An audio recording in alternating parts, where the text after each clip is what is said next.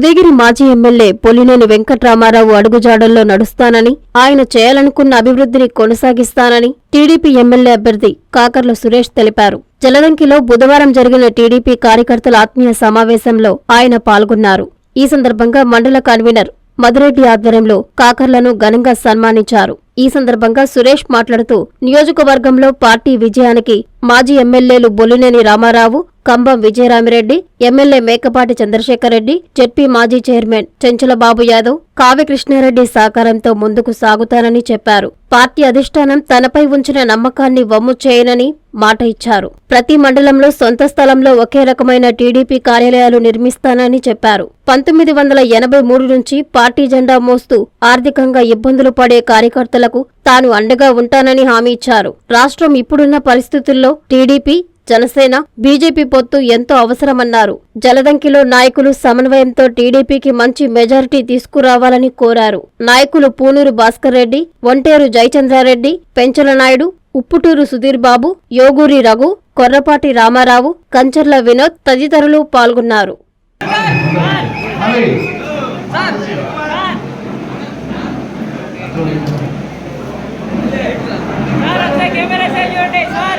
తర్వాత ప్రతి పంచాయతీ కూడా ఒక నిమిషం పనిచేసిన మా సోదర సమానులు పొలినేని రామారావు గారిని నిన్న కలవడం జరిగింది.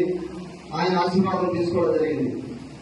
ఆయన గత 13 ఏళ్లుగా ఇక్కడ చేసిన అభివృద్ధి కానివ్వండి, ఇక్కడ పార్టీకి చేసిన సేవ కానివ్వండి, ఆయన అడుగుజాడల్లో నేను కంటిన్యూ చేసేదానికి నన్ను ఆశీర్వదించడం జరిగింది. వారికి ఇంకా పెద్ద పదవి ఉపాధ్యక్షులు అయ్యారు. తెలుగుదేశం పార్టీ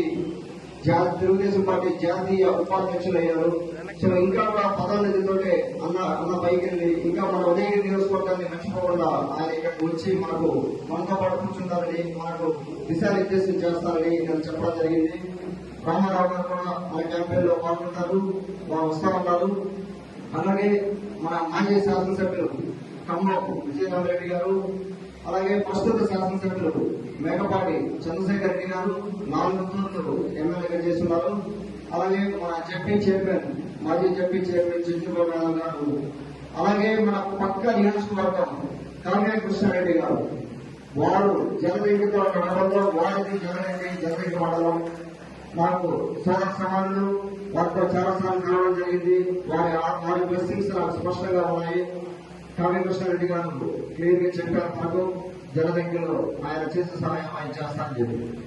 అలాగే ఇంతమంది పెద్దలు ఆశీర్వదిస్తూ నాకు దైవంతో సమానమైన తెలుగుదేశం పార్టీ అధ్యక్షులు నారా చంద్రబాబు నాయుడు గారు, మా యువనేత లోకేష్ బాబు గారు, అలాగే అధ్యక్షులు అచ్చెన్నాయుడు గారు, జనసేన అధ్యక్షులు పవన్ కళ్యాణ్ గారు ఈ అవకాశాన్ని ఇచ్చినందుకు నా నమ్మకాన్ని రద్దు చేయడానికి వాళ్ళకి మరొకసారి సరిగ్గా తెలియజేసుకుంటున్నాను.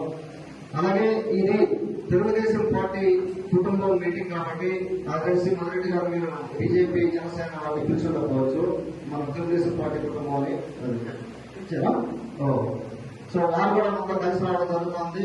నేను చాలా మంది జనసేన పార్టీ మండల అధ్యక్షులను కలవడం జరిగింది, పార్టీ నాయకత్వాలు కూడా కలవడం జరిగింది. మళ్ళీ మనకు బీజేపీ కూడా వాళ్ళు మనకు హెల్ప్ చేస్తారు, వాళ్ళ ముందుకు రావడం జరిగింది. ఈ 3 పార్టీల నాయకుగా ఎంత అవసరం ఇప్పుడున్న పరిస్థితుల్లో. రేపు పొద్దున మన బాబు గారిని ముఖ్యమంత్రి చేశాక ఆయన ముందు అప్పుల ఆంధ్రప్రదేశ్ కనపడుతుంది, విపరీతమైన అప్పులు కనపడతాయి. దానికి రాబోయేది బీజేపీ గవర్నమెంట్ అని నమ్మకం కలిగింది ప్రజల్లో. ఆ రకంగా సంకేతాలు వస్తా ఉన్నాయి. అందుకని మనం బీజేపీ గవర్నమెంట్ తో వెళ్ళాలని వాళ్ళు ఆ నిర్ణయం తీసుకోవడం జరిగింది. సో 3 పార్టీలు క్యాడర్ ని, 3 పార్టీలు మండల అధ్యక్షుల్ని అందరినీ కలుపుకొని మనం ఈ ఎలక్షన్ చేయాల్సిన అవసరం ఉంది. మండలంలో ఒక తెలుగుదేశం పార్టీ కార్యాలయం, మన సొంత స్థలము, ఒకే రకంగా ఉండే తెలుగుదేశం పార్టీ ఆఫీసులు 8 మండలాల్లో పెట్టాలి. ఒకే రకంగా ఒక 7 స్టేట్లలో 8 మండలాల్లో తెలుగుదేశం పార్టీ ఆఫీసులు పెట్టి అక్కడ ఒక్కొక్క మండలంలో ఒక్కొక్క రోజు కూర్చోవడము, లేదంటే ఆ ప్లానింగ్ షెడ్యూల్ వేసుకుని అందరికీ నేను మండలంలో అవైలబుల్ ఉంటాము, లేదంటే సీతారాంపురం నుంచి విజయమూరు రావాలన్నా, ఖరీదు రావాలన్నా కూడా ఎంతో పెట్టుబడి ఎంత ఖర్చు అవుతుంది. ఆర్థికంగా అది ఇంకొక విలువడిగా సాగుతుంది. మన పార్టీ కార్యకర్తలు ఎంతో మంది ఫైనాన్షియల్ గా ఎన్నో ఆ పనులు చేసి కొంతమంది రాశులు ఉన్నారు. వాళ్ళ ఫ్యామిలీ టైం పెట్టి 83 83 నుంచి పార్టీ జెండాలు వస్తున్న ఎంతో మంది పెద్దవాళ్ళు ఇక్కడ ఉన్నారు. ఎంతో మంది పెద్దవాళ్ళు 83 నుంచి పార్టీ జెండాలు వస్తున్నారు.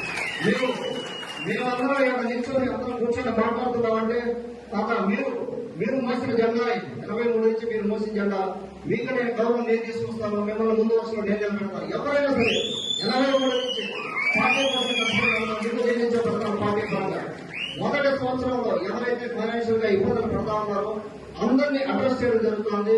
లోకేష్ బాబు గారు ఇచ్చిన ధైర్యంలోనే చెప్తా ఉన్నాను అన్నమాట. అందరినీ క్యాడర్ అందరినీ కూర్చోబెట్టుకొని ఎవరు ఫైనాన్షియల్ ఇబ్బంది పడ్డారు, ఏం చేశారు అన్ని కూర్చోబెట్టుకునే సమస్యలు ఒక 1 year లో ఎంత పెద్ద మనం రిజాల్వ్ చేసేదానికి ట్రై చేస్తున్నాము. నేను మీకు అండగా ఉంటాను.